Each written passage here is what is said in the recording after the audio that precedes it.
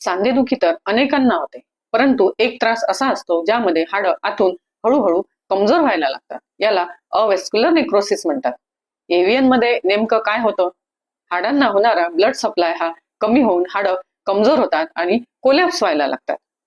एव्हीएनची सुरुवातीची लक्षणे असतात mild joint pain, specially heap joint आणि शोल्डर जॉईंटला, स्टिफनेस, चालण्यामध्ये त्रास, कधी लंगडत चालणे. सुरुवातीला बरीच पेशंट याला सिंपल जॉईंट पेन म्हणून दुर्लक्ष करतात, परंतु तोपर्यंत उशीर झालेला असतो. एव्हीएनची कारणे आहेत फ्रॅक्चर होणे, जॉईंट डिस्लोकेट होणे, स्टेरॉइडचे अतिप्रमाणात सेवन, मद्यपान, तसेच काही अनकॉमन डिसीजेस. पेशंट म्हणतो, डॉक्टर मी तर पूर्णपणे ठीक होतो, मग हे कसे काय झाले? एव्हीएनचे तेच वैशिष्ट्य आहे की ते हळूहळू होणारा आजार आहे.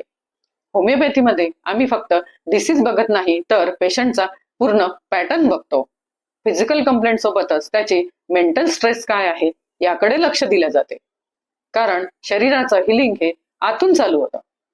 होमिओपॅथीमध्ये सिम्पायटम, कॅल्केरिया फॉस, ऑरममेट, सिलिशिया अशी बरीच मेडिसिन आहेत जी हाडांची मजबूती वाढवतात, परंतु सेल्फ मेडिकेशन करू नये. औषधही डॉक्टरांच्या सल्ल्यानेच घेणे हिताचे असते. डायग्नोसिस लवकर झाले तर रिकव्हरी सुद्धा चांगली असते. म्हणून सिंपल जॉईंट पेन म्हणून त्याकडे दुर्लक्ष करू नका. वेळीच डॉक्टरांचा सल्ला घेऊन त्यातून लवकर बरे व्हा. थँक्यू.